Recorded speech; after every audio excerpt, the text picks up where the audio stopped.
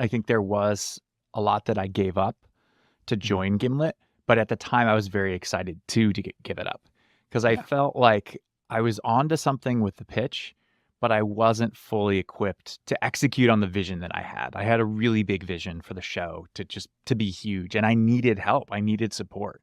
I truly needed a network and the education of how to run the process, how to put together the team. It was something Yeah. that I lacked. So I was more than happy to join.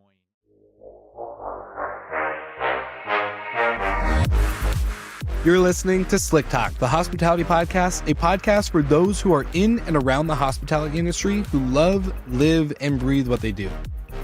You can join us for candid and unscripted conversations with hospitality experts and founders as we go deeper into their personal stories while they're sharing their triumphs and trials that got them to where they are today.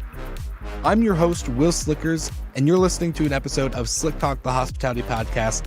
Now, let's begin.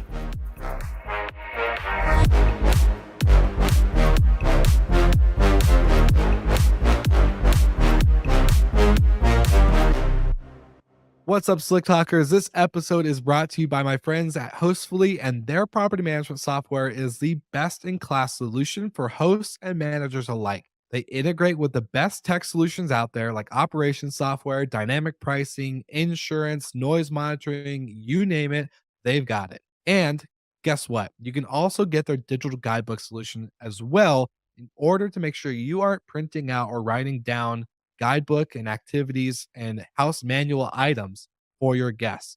All you need to do is create their digital guidebook, link it with the property management software, and voila, you're ready to rock and roll, getting your guests in and out with a breeze.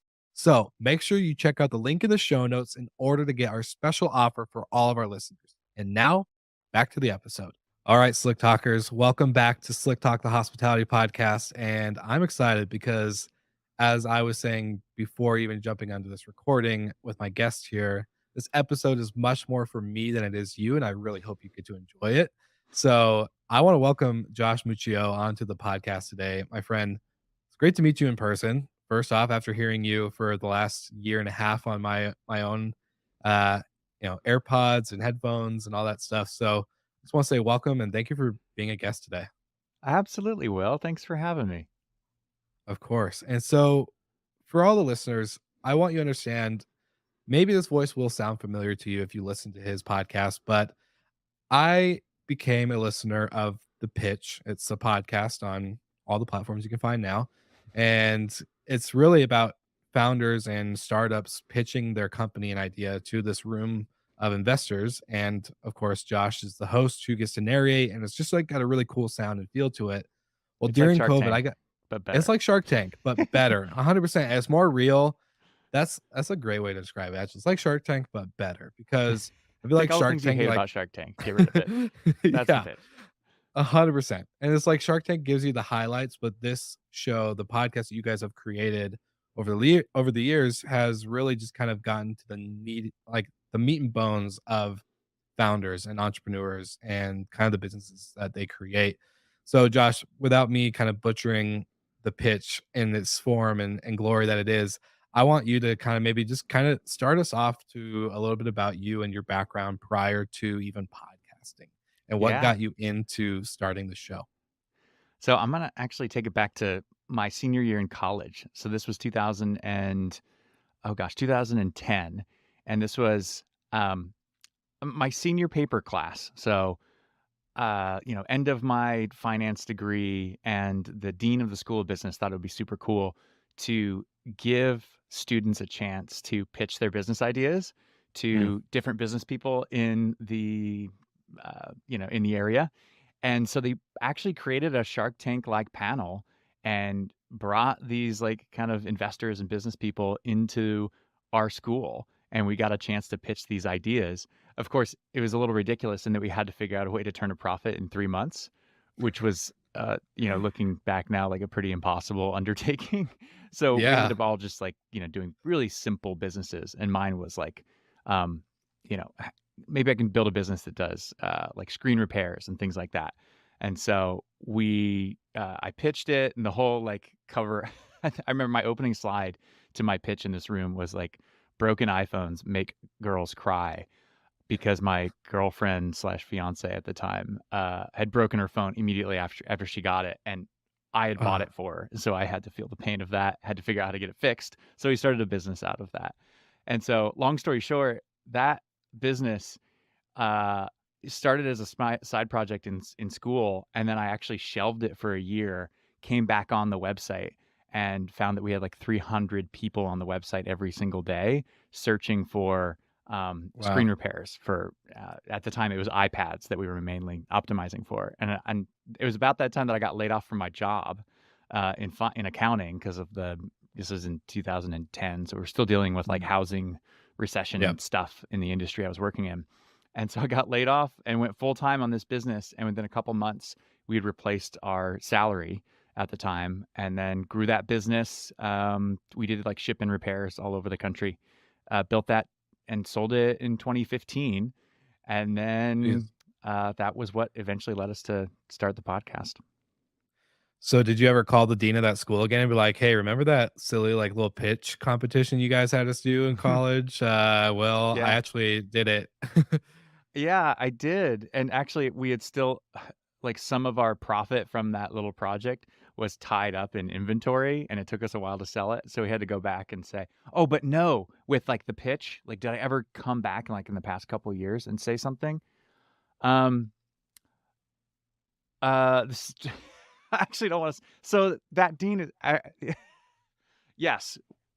Yes, we did. He actually died now. Oh, So man, that was unfortunate. one of the things we said in memorial to Mm, him on I think on Instagram was just the impact that he made for me. So yeah. Well, it's crazy to think of how something at the time you're probably thinking, "Okay, like, this is just a part of my school, I'm just trying to get to my degree, so I'm gonna create," obviously, it was really relatable at that time yeah, for you, like, fiance broke her iPhone, I bought it for her, yeah. great. Here's, like, Well, a simple, easy grab. and the real reason why I did it is because the alternative was you would write a much longer paper if you didn't start your own business. The paper was shorter if you started a business. Wow, that's crazy. So So, it it's all because of my turned out to laziness. actually but sometimes laziness creates the best entrepreneurs, and I would love to see maybe from your standpoint, That's a quote. you I think Sometimes laziness creates the best entrepreneurs. I don't think that's my quote. I think Steve Jobs said that somewhere on, some kinda article or something like that. Oh, I So haven't heard so that one. definitely not me.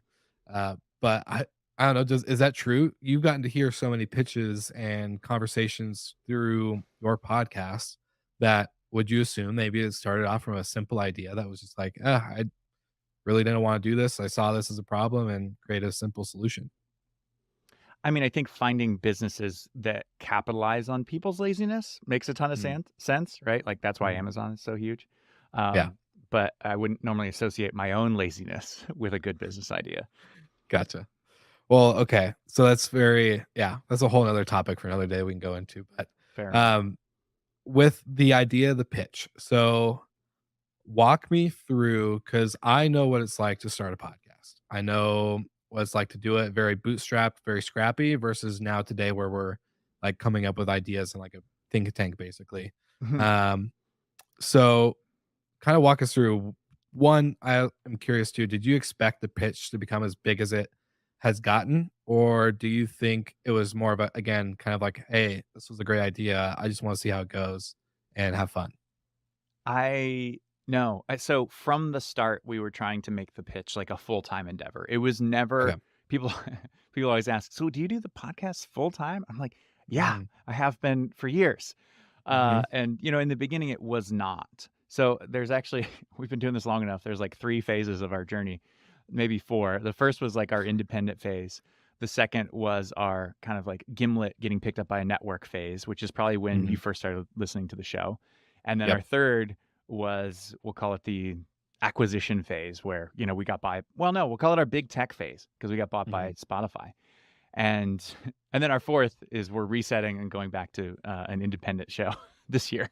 So we started as an independent podcast. I was actually doing another show called The Daily Hunt, and we had about 400 people listening to that show.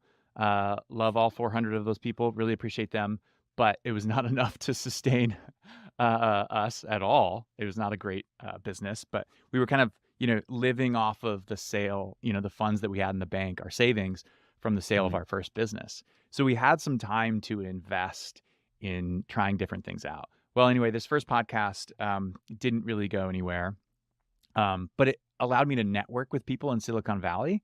and met this investor who was like, hey, I'd been kind of playing around with the idea of starting a podcast like Shark Tank. A couple other people had this idea because we were doing a podcast in tech, and it just was like, there isn't something like Shark Tank, but like you could do it, Josh. And it was like one of those things where I didn't think I could, but enough people kept saying it. I was like, maybe I should. And so by the time this investor reached out, his name was Sheil Manat. I was like, all right, let's do it. If I've got a connection in Silicon Valley, let's pull this off. And Mhm. so we did this we started this in 2015, and we did it for a year, and it was all remote. Like we never had founders and investors in the same room like you Mhm. would expect from a Shark Tank like show. And unfortunately, as much as we tried, we never got real investments happening on the show. And it drove me crazy because it was like this, I want this to be real. And the Mhm. feedback I kept getting was like, real investors don't make decisions on the spot. And I was like, there's got to be some real investors out there who will make a decision on the spot. So we did 55 episodes where nobody ever got investment, and then finally, I started this with my co-founder was Lisa, my wife, Mhm. and she and I were both like, all right, let's give this thing one last try. It wasn't paying the bills, and so in 2016 we were like, I want to say we probably had like I think 10,000 listeners per episode at this point. Mhm. And so, but again, it wasn't enough money off of ads to make a full-time living. So that's when we were like, all right, let's go big time. And that's when, yeah, that's when we did a recording event out in Silicon Valley. And that's when we had over $1 million committed to 12 companies. And Wow. we were like, oh, shoot, now we're on to something. You guys were like, "Damn, we accidentally kind of figured it out," and Yeah. yeah, that's Yeah. pretty impressive coming from remote, because remote's not easy in general. Like, you can set up it's a lot of coordinating, to be honest. It's, especially when you have investors and pitches, and then you have to be kind of like the fly on the wall in the room. Right. Um, so now bringing that to an in-person event, did that translate as the same? No, not at all. And in fact, I'll never go back to remote for the format of our show. There's like something special about having everybody in the same room that Mhm. lended to investment happening. I think just having that in-person reaction and having that in-person seeing someone how they respond live and how they how they act, right? I think there's just I guess maybe it's the nonverbal, I don't know, maybe it's even just the pressure cooker environment of being in front of these, five investors Mhm. and being vulnerable for an hour. Like it's like you really get to see what someone's made of, and it actually, that kind of vulnerability is what actually led to investment. Whereas I think on the show, when it was the old version and it was just remote, it was like it was real chit chatty, it got real chummy at times.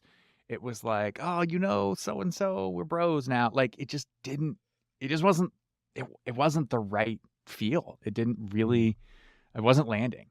But once we put everybody in the same room, it was a whole different story. And I think that's been the formula we've been replicating and just doing over and over again, multiple times a year, doing these recording events. That's what's, propelled the show to where, I mean, there's a lot more to it, right? Like there's Yeah. distribution and, uh, you know, um, how we market the show, how we talk about it. There's the narrative structure of each episode itself and the cutting and the music. Like there's a lot to it, but I think it started at that recording event where we brought everybody together. Was it as produced in the first 55 episodes as it is now with the cutting, the music, the narration, the it's more of a Yeah. storytelling, like, every episode you kind of are really creating, like, chapters and kind I don't know, the narration part really does add something to it. I mean, I hope because we slave over it. So, in the beginning it was not. We tried. I was a huge fan of the Startup Podcast by Alex Bloomberg. And Mhm. that's ultimately what led us to join Gimlet in February of 2017. Um, but before that, I would hear what they would do, and then I would try to replicate it, on my own, but I Mhm. didn't really understand the value of building a team of editors, producers, sound engineers, composers, and having them all work together. I think that's what I learned, what I got out of my time at Gimlet was really that process, that narrative Mhm. audio engine, and how to build that process and that team that creates that end result that's really well crafted, that's easy to listen to and flows and, has tension where it needs to. And, when listeners start to get confused, you pop in with narration to say, "Hey, here's what's happening here. No worries, I got you. Here's what's, the line in between the lines here. I'm gonna expose this for you so you can, be in on it." That just comes through like countless revisions and bringing in lots of fresh ears at different stages in the process. Um, and yeah, I mean, I got 5 years of, schooling on how to do that, at Gimlet Media.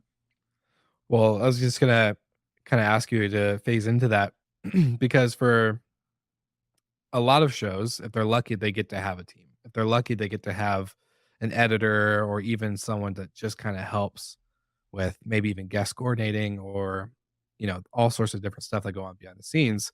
Yeah. But to have a sound engineer, a producer, then editors and composers all in one room for one show, your overhead, for a lot of listeners for this podcast will understand, like, I've probably edited the majority of every episode ever published on this podcast. Yeah. Not because it's like I'm a control freak, but it's really like, hey, you got to control overhead, especially because we're Yeah. bootstrapped. But now you add this whole cost and overhead factor into it. Yes, it does benefit the show on the quality, but there's got to have been some kind of crazy, I guess, curve going from solo to team. Yeah.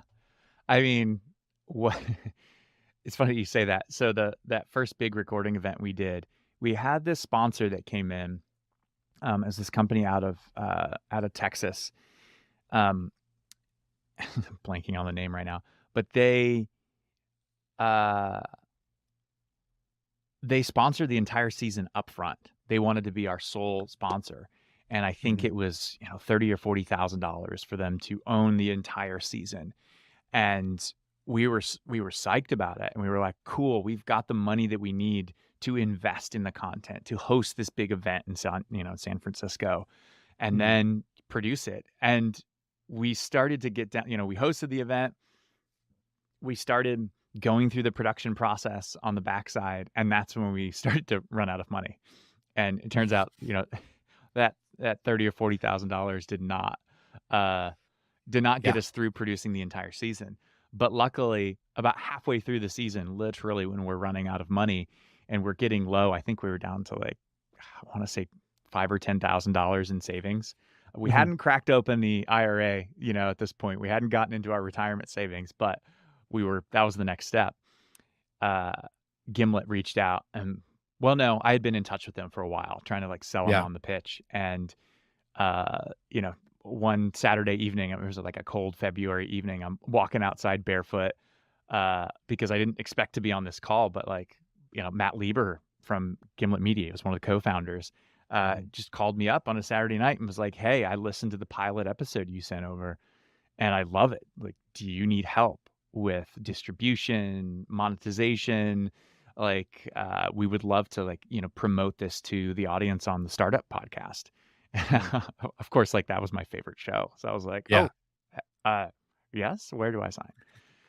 And so, it ended up taking a couple months for that deal to actually come together. But by the time the deal actually came together and they bought the show, brought us on to Gimlet Media, um, we were about to run out of money. So it was down to the wire, and we were, you know, it's so funny how those things work so often. It's, you got to wait till the last minute, and then that connection finally comes through. Yeah, it's always unfortunate because it's like, "Oh, I really want this," but then it's like the more you want it, the more the more it takes, and you're just like, "Okay, gosh, come on, let's go." Um, but man, what a saving grace though, and Gimlet Media, for a lot of the also listeners that maybe listen to this show, I don't know how aware or unaware of podcast networks they are, but Gimlet, especially when I started podcasting and through the pandemic, was really become fascinated by what they've built, and obviously listening to the startup and the pitch and just a couple of other shows that they created. Yeah. Reply All is a And great show. That one's yeah, not being produced anymore, but I loved that podcast.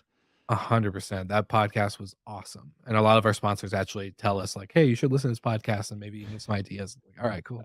Um, it's like, is that a good thing or a bad thing? I know. Uh, I can't say I've so, gotten feedback from sponsors before. I don't know what to think about that. a lot of them were listeners of that show, and they're like, "Oh, we've been sponsoring for a while, and this is a podcast we like. Can you learn anything from it?" But it's like, "Oh, thanks." Um, but kinda walk me through this now, because Gimlet, pretty big deal, but I think they eventually did they sell to Spotify before you joined, or did you Oh, no. guys join first and then Spotify did the acquisition? Yeah, so we joined Gimlet in February of 2017, and they got bought by Spotify in February of 2019. Okay. So we were with them for 2 years, before that, and so really got to see the company grow from, I think it was 40 employees when I joined, and then they were in the, man, I don't know, 120, 130, when they sold to Spotify, if I remember Mhm. correctly. So really got to see that whole startup journey of a media company.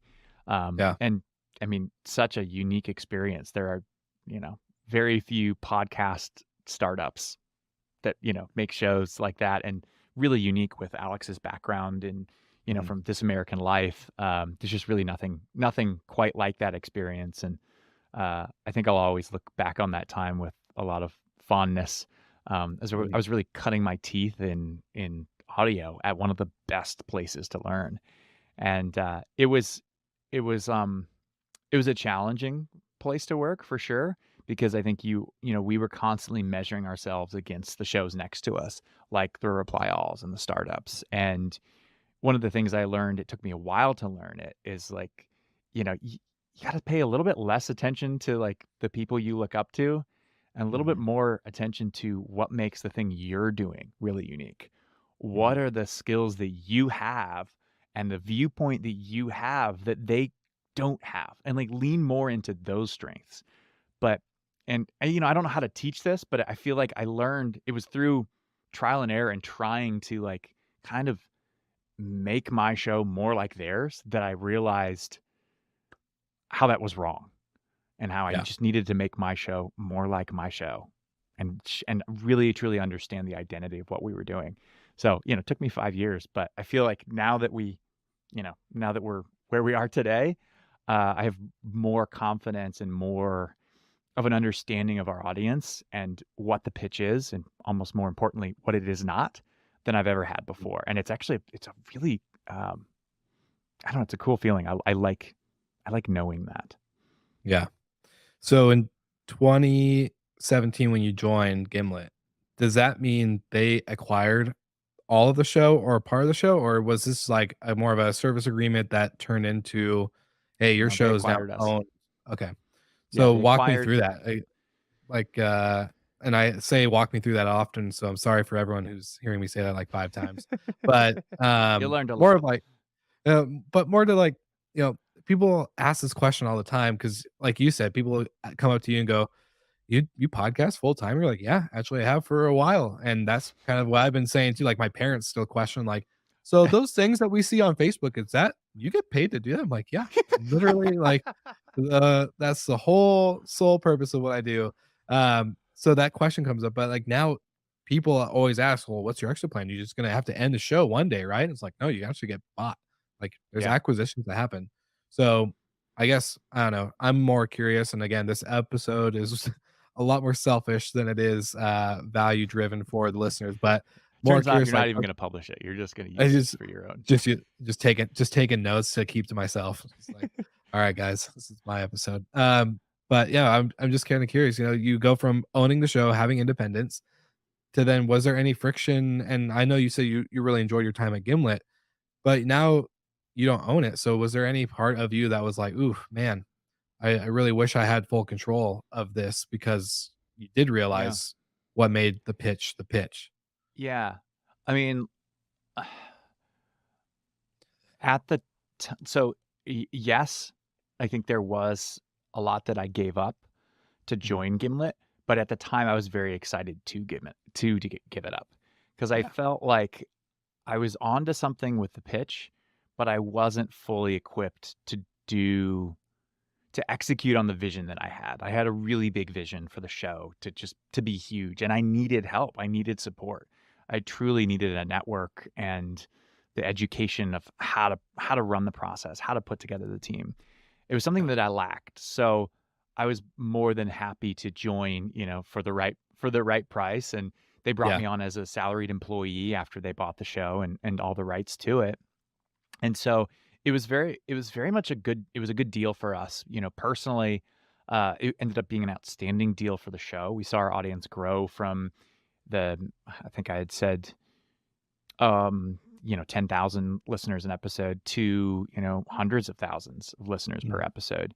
And that, was all due to, not only what I learned there, but also just their entire network and the, attention and the audience that they had at that network. I mean, they really tried to build, the HBO of podcasts. That was the Yeah. whole idea. Um, looking back, I did give up a lot to be a part of that, but I think what I gained at the time, based on what I was deficient in, far outweighed what I was having to sacrifice. And, Yeah. standing here now, I now have all of that back. So it's kind of Yeah. great because now I have all of that knowledge and experience and understanding, and now I have the control too. What's up, Slick Talkers? This episode is brought to you by my friends at Minute. And if you haven't heard of Minute, then guess what? They are the perfect co host solution for your technology stack. Here's why I call them your co host solution is because they can be the best alerting system for you if there's too many guests at your property or if there is a party that breaks out. And guess what? Their sensors are amazing. You don't get any false positives, as in dogs barking, the wind blowing, maybe a door slamming or a glass breaking, that doesn't trigger an alert. Real party noises actually trigger an alert. So that way you're not getting woken up in the middle of the night or alerted in the middle of the day for nothing. They have two outdoor sensors, and these sensors do not need to rely on each other in order to work. So if you are worried about outdoor parties and your neighbors getting interrupted, then just get the outdoor sensor. If you're worried about big parties inside your really big vacation home, then get the indoor sensors so that way you can make sure you're covering all the common spaces that you need to. There's a special offer for all Slick Talkers in the show notes below. And now back to the episode. Well, I was just going to say this is perfect because it comes full circle. You go through this basic, I guess, couple years of schooling where you're able to be like, hey, I'm just going to learn. You're getting paid to learn, basically. Yeah. And so now you're back in the driver's seat. I do wanna kind of, I guess, maybe touch on something before we fully swing into this transition, but Yeah. Yeah. Jer Sorry for screwing up the timeline. This is like No, no, audio basics. I'm making the job hard for you. no, it's great because I wanna give the perspective of, like, what I went through COVID because I quit my day job as a hotel manager December 27th, 2019. That was my last day. I gave a That's right. 3-week notice before, Just and I was over like, 2 "I'm gonna." years now. Yeah, and I was like, "Yo, I'm gonna go podcast full time." I've saved up a little bit of money. I quit. I started living way below my means. I just went all in. And then Yeah. COVID hit in March and lost every guest, every sponsor, every kind of pre-planned booking, on the show. And that's when I got drawn in because what do you do with all this free time? One, I try to figure out how to survive everything and like what am I gonna Mhm. do to keep. I don't think I published an episode until April. So from March to April, I was very quiet, didn't know much about COVID, so I felt like I couldn't address anything. Yeah. Was trying to figure out what to do with life because I also had another startup that I was doing for vacation rentals, and we had lost all of our bookings and had to refund everything. It was a whole thing, Oh, man. but yeah, it was a crazy time. But that's when I found the pitch. That's when I found your show, and that was something that I kinda hung on to, not in the sense of, like, I'm gonna copy the pitch because we never our platforms and, podcast styles are very different. So, Mhm. obviously, very tailored towards hospitality. I don't narrate over my show, like, it's just very, like, story conversationalist. Yeah. Um, but for some reason, there was something really special about your podcast I hung on to, and then to give a little shameless shout out to Margot from Hostfully, I got to hear that she was actually on the pitch, and she's Yeah. been a longtime sponsor of the pod. Actually, they've been sponsoring for over 2 years now, or about 2 years. She's been on the Um, podcast twice. I oh, adore like, she is one of my snap. favorite founders because she just portrayed so much leadership in Mhm. how she was running her company, and you just don't see that many founders at the early stages that have developed such a high levels of competence at leadership, and that to me always stood out.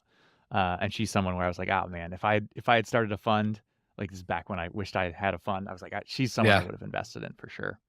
Oh, I couldn't agree more. And I think listening through her episode, I I started binging more and more of your show, and then I got to episode, I think it was 100. It was like the last episode, and I was like, "Wait, they haven't published. There's no more. Why? What happened to the pitch? Where I need more of it." I was doing nothing but consuming it. It was obsessive, to be honest. And That was your so COVID binge?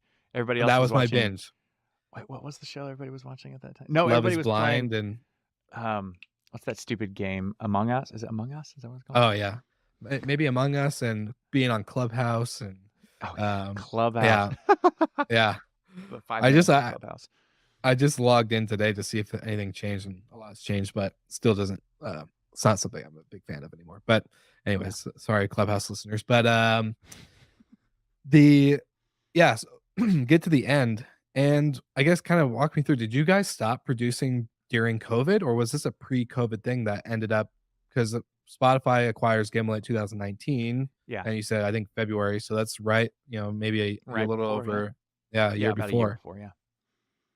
Yeah, So no, 2020 was humming along.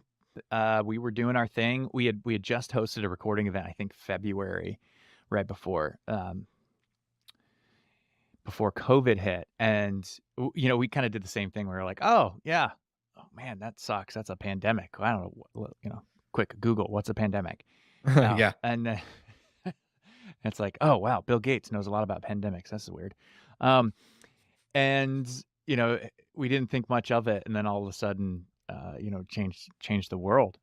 Um, and what how it impacted us, I think the important thing to note is they shut down the studios at Spotify.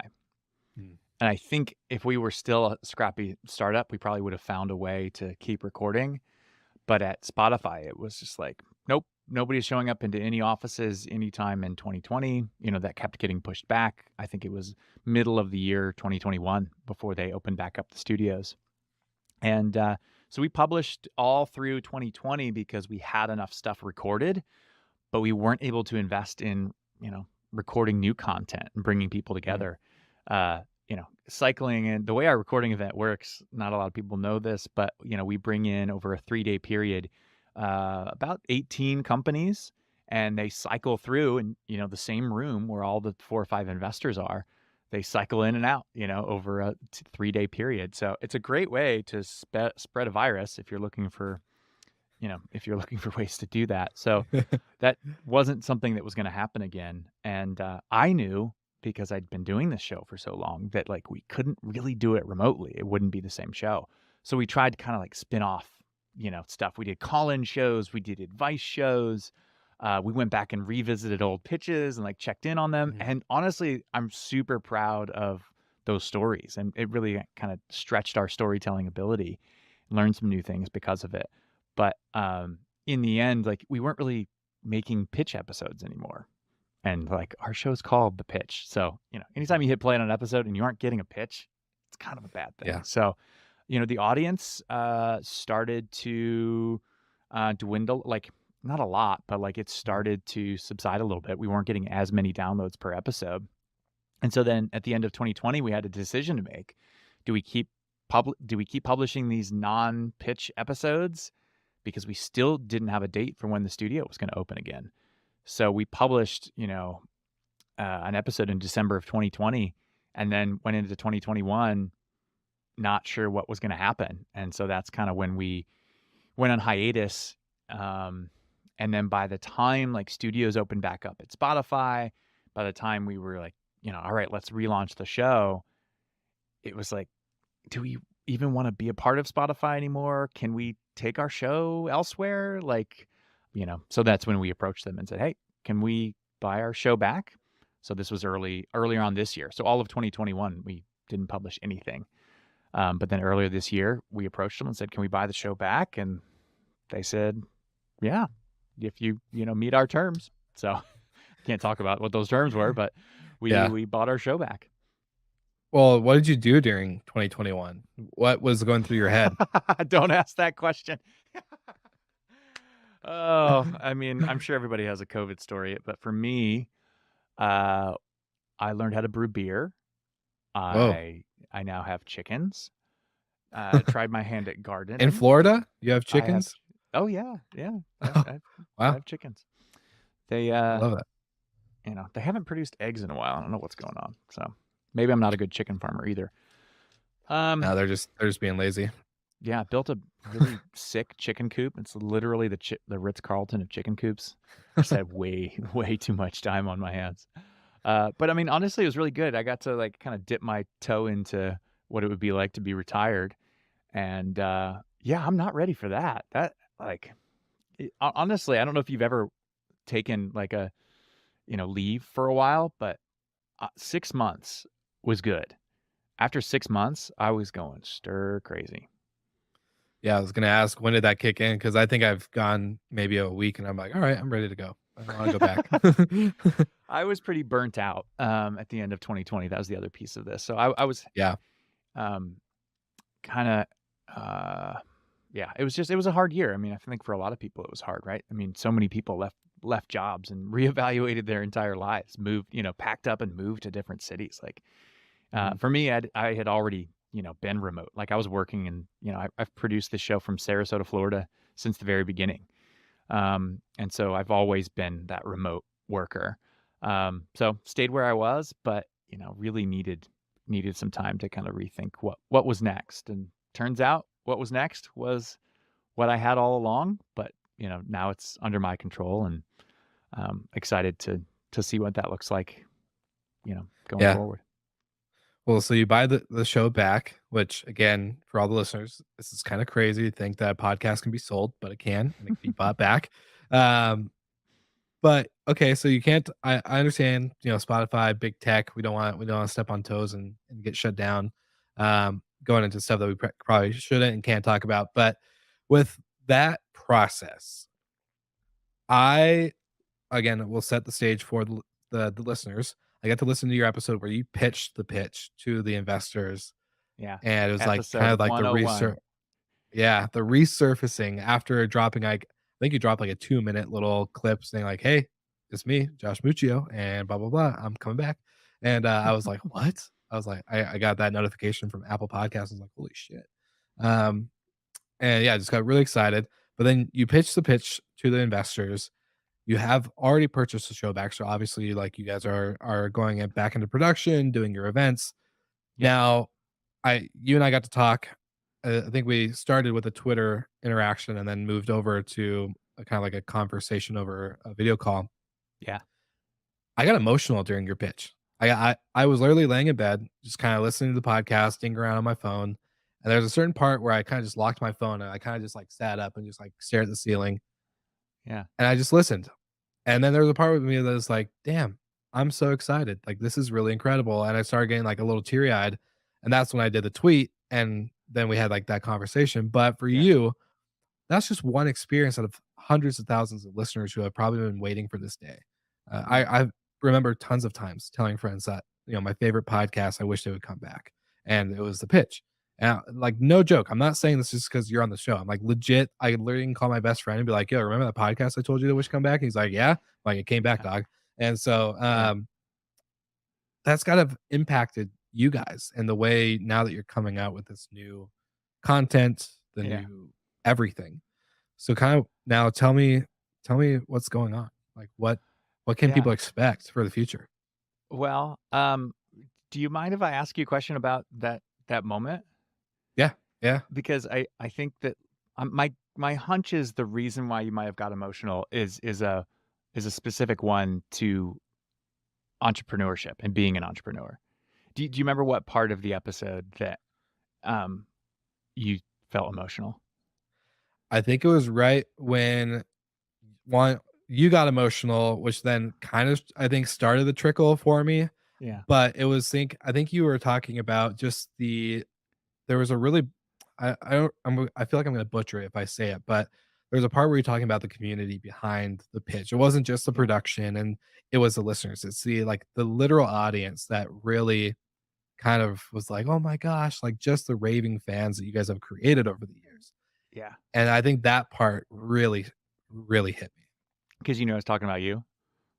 Well, yeah, a little bit. Yeah. I think if you want a recipe for how to like find out how much people love your shows, stop publishing for a couple of years. Yeah, take a People, break.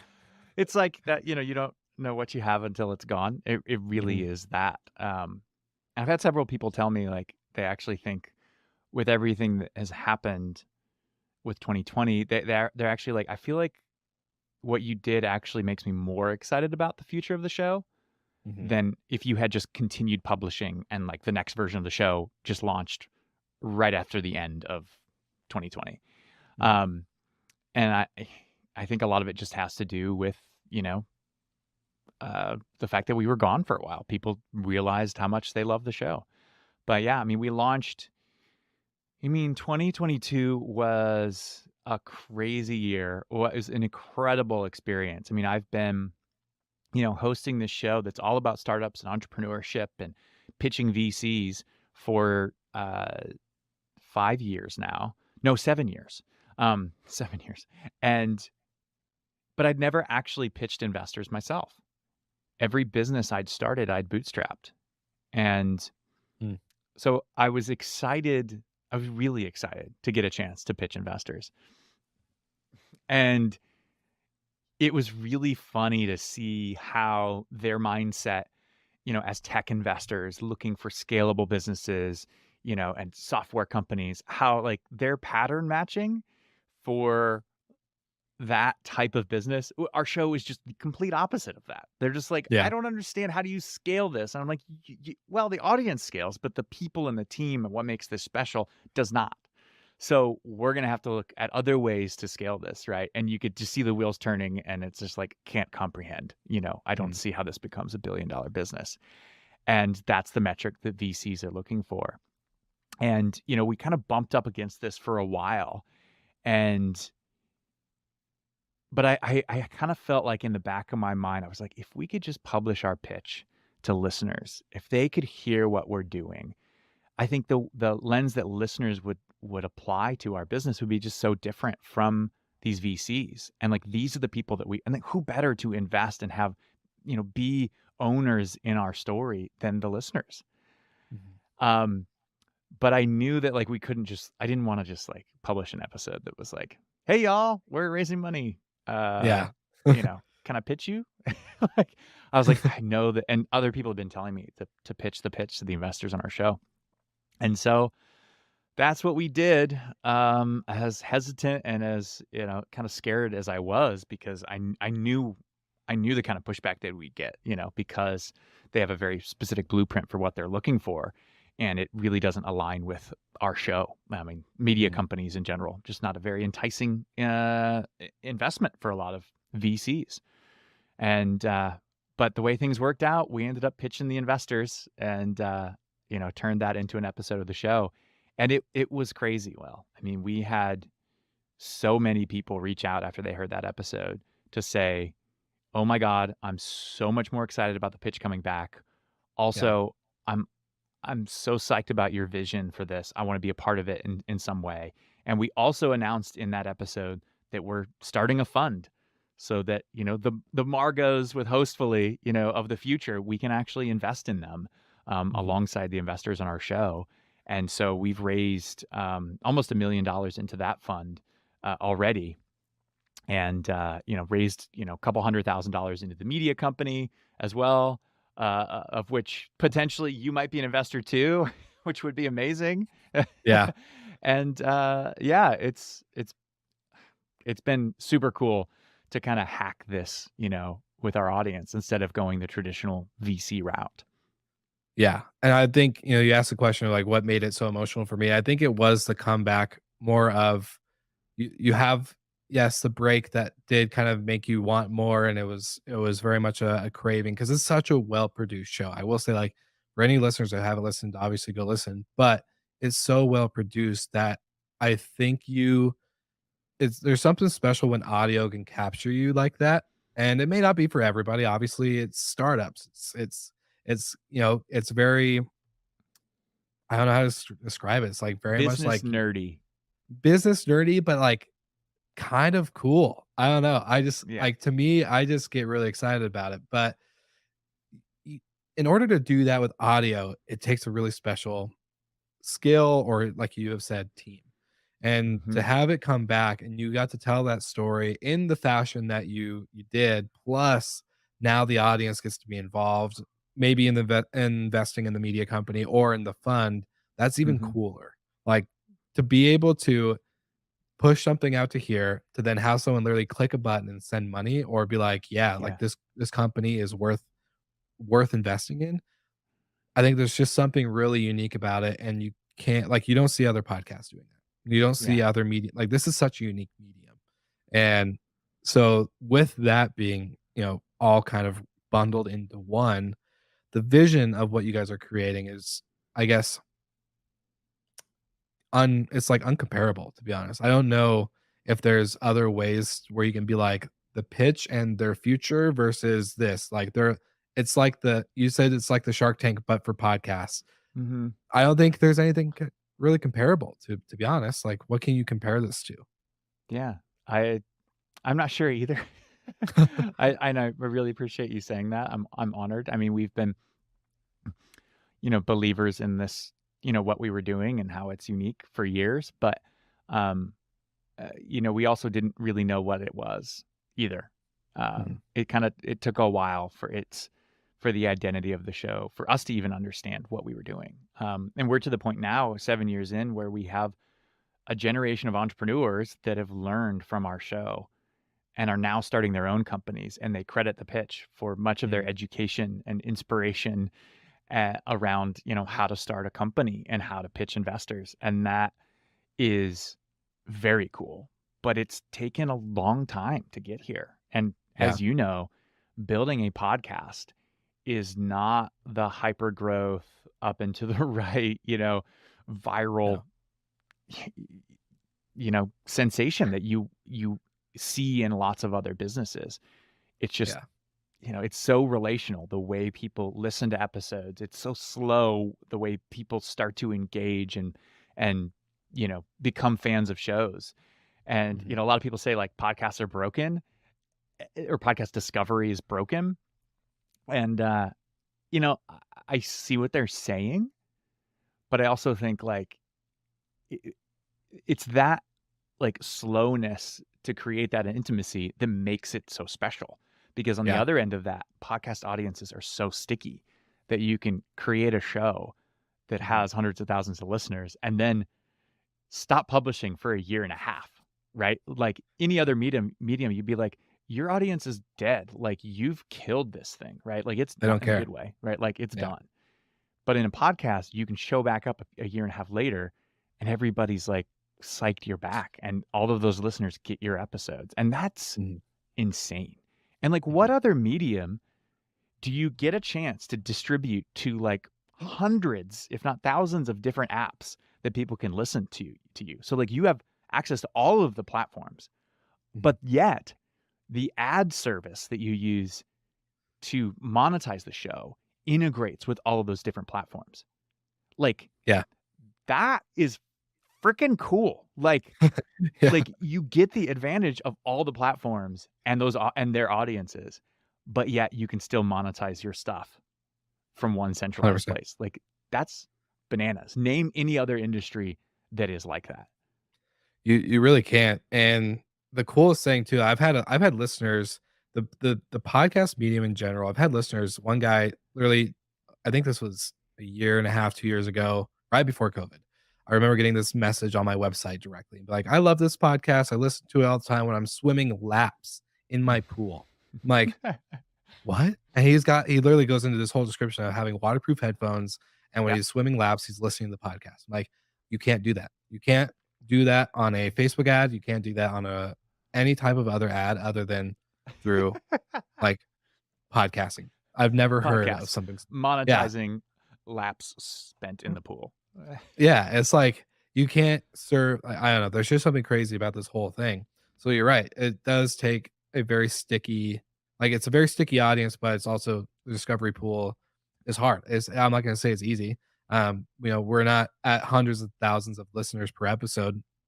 We're definitely in the tens of thousands, but it's like, hey, this took a long fucking Yeah. time. And Yeah. excuse my language, but it's not like a part where an investor can come up and be like, here's some money, go spend it and get 10x by this point, or else we're Right. not investing again. And Yeah. be profitable if you can. Like that's not how this works. So I don't know. There's just a lot of hurdles, and I feel like podcasting's still very early. And this was kind of one of my last questions I wrote down in my journal to you was going to be, what are your thoughts on the podcast industry today? Now that you've taken control, you have Yeah. independence. You are with a network, but more of in a ad service agreement rather than ownership. Yeah. It's just So I don't a know if you're, partnership. We still yeah, own all the partnership. IP. Yeah. Yep, 100%. And IP, for anyone who's listening, again, probably not familiar, intellectual property. Just Yeah. heads up. Um, It means we so own the right to take the show elsewhere if things don't work yeah, out at Vox. yeah, 100%. So you're with this partnership. Now you get to kind of maybe see behind the scenes of another, again, media company that um, I wouldn't maybe consider them a startup, but very much a bigger conglomerate Hmm. where you got to play in with kind of like Gimlet days back in the day. What what do you think about the podcast space outside of the pitch? Have you gotten to experience much out of that? Yeah. I mean, it's really interesting to see, like, some of the acquisitions that we've seen, including, Spotify getting into the space, Amazon buying Wondery. That was another Mhm. big acquisition.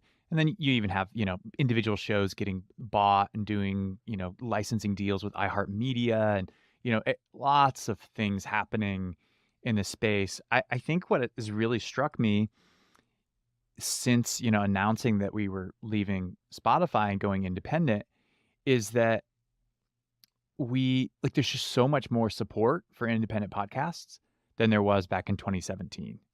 Mhm. There are so many different ways to monetize a show, to monetize an audience, whether that's like even just like swag integrations, with like where stuff gets printed on demand for, orders. Like that's super cool to not have to own inventory or, Yeah. stuff like, Apple channels and, monthly subscriptions for like ad-free stuff and the different, infrastructure that's popped up around that. Like you can do that for an independent show and you don't have to do it you know, on Apple or any of these individual podcast apps. Like you can do it independently and own those relationships too, just like you do, with the regular podcast feed. And just in general, I think that like I I think slash hope that the period where people are trying to platform podcasts and like kind of lock it down and say like, oh, this podcast is only here and exclusive here. I'm hoping that that's coming to an end and people stop trying to turn podcasts into video and stop trying to apply Mhm. the Netflix model to podcasts because I think podcasts are just very unique and what makes it great and the DNA of the open nature of RSS is far better for the ecosystem and far more unique for creators and listeners than the drawbacks of RSS. People talk a lot Mhm. about like, oh, the technology, it doesn't move fast enough. And it's like, I think at the end of the day, like it's replacing terrestrial radio. So the fact that it's on demand is like improvement enough, right? Yeah. Like if people wanted podcasts to be more visual and to have like stuff that pops up during ads and things like that, if they wanted that, they would just go to YouTube and watch it Yeah. there, which they do, right? But like that, there's already an ecosystem for that. So we don't need to make RSS like all of these other things. So, stepping back even further, I think like uh, my hope is that, looking at like Vox Media and some of these others that essentially are applying the Gimlet Media model, which is like buy shows with rabid fan bases, or not buy, but either buy or partner with these shows that are Mhm. rabid fan bases and monetize them better than these shows could do on their own through Yeah. ads, and then also promote them across the network. That's a deal that you really can't beat, right? Yeah. And you're doing the same thing with hospitality.fm and aggregating these different creators into a network. Like, I think that's the playbook, right? And I don't know if you're buying each of these properties or if it's like, um, Not yet. not yet. Okay. I think that there's going to be a player at some point that is really heavy on the idea that like you can publish on one RSS feed and it can go to all the different platforms. And so instead of like creating your own platform and being competitive, you just give all the platforms what they need and you continue to own the monetization on the ad side, and then create other infrastructure around newsletters and, maybe the swag piece and the subscription, right? And one company starts to aggregate these just through partnerships like Vox Media is doing. But if they could do that at scale, like that could be really, really interesting, to see an acquirer kind of aggregate a lot of these in, 5, 10 years from now. So I don't know if that answers your question, but those are my current thoughts on the space. Obviously, I'm very bullish on the independent podcast space, but I've Yeah. seen a lot. I've seen a lot of different sides of the podcast business. And so I think I've got a pretty good view of where things are at. Well, that's why I asked, just because you have seen it from being acquired to going into a startup that grows to an acquisition with big tech media, AKA Spotify, to Mhm. then kind of going through that different transition to now being back independent. And a lot has changed since 2017. I started my Yeah. show in 2018. So obviously a lot different, but still, if I always tell people back in 2019, even in 2020, I would say, oh, it's easy to start a podcast. Buy a $20 mic off of Amazon, go to anchor.fm, start a free Yeah. thing and do this and that. And you can create a successful podcast. And now I always tell people like, are you sure? You sure you want to? Not that I'm trying to derive you from it, but it's actually a lot more work. There's a Yeah. lot more attention to detail. You need to focus on quality versus quantity at the beginning. Like, oh, yeah. So there's a lot more now that's changed, Yeah. I You think. do have to play the long game. It is hard to start a show. And that's one of the reasons why I fought so hard to buy the show back, because Yeah. I knew that it would take us years to rebuild an audience akin to the one that we already had at the pitch. So, Mhm. a lot of people ask, well, why don't you just go start your own and, podcast outside of Spotify? And I was like, I'd Not just the rather have same. the pitch back. Yeah. Have the baby back. I love it. Mhm. Well, Josh, seriously, it's such an honor and like an incredible moment. Definitely a wonderful way to kick off 2023 to have this interview be on the books, to get published and to just kind of hear your story more from a again selfish point of view, but to kind of share that experience with my audience. I've developed such a connection with your show to then hopefully that can kind of translate with our listeners that now gets to hopefully go check out the pitch and maybe invest in the fund and be a part of what you guys are building, because I think it's so special. So again, thank you. Just want to say for being on the show. Thank you, Will. It was a pleasure. It was probably one of the fastest hours of my life, and I mean that in a good way. Good. I'm glad. I know we can talk a little bit, but hey, it's slick talk. We're meant to talk a little bit. Yeah. Um, Oh, yeah. Yeah. No, I love it. So thank you you're an so easy much. conversationalist. I really did enjoy it. Awesome. Seriously, it means a lot. Well, Slick Talkers, I will make sure to have everything in the show notes so you can check out the pitch, Pitch Plus, the fund, all the stuff that they're doing. And if you haven't listened, I'll even tag Margot's episode, the episode that I listened to. I haven't listened to her second one. So we'll make sure that if any of you listen to our sponsors at Hostfully, you'll love their episode on the pitch. So just give them a little backlog plug there for you. But Josh, thank you again. And for all the listeners, we'll see you again next week. Thank you so much for listening, and thank you to our show partners for making Slick Talk, the hospitality podcast, possible. We hope you enjoyed the show, and we would love to connect with you outside of the podcast. So you can follow us on all of our social media channels for daily hospitality content, or find us on slicktalkthepodcast.com. And don't forget to rate, review, and subscribe so you never miss an episode. I'm your host, Will Slickers, and we will see you guys all again next week.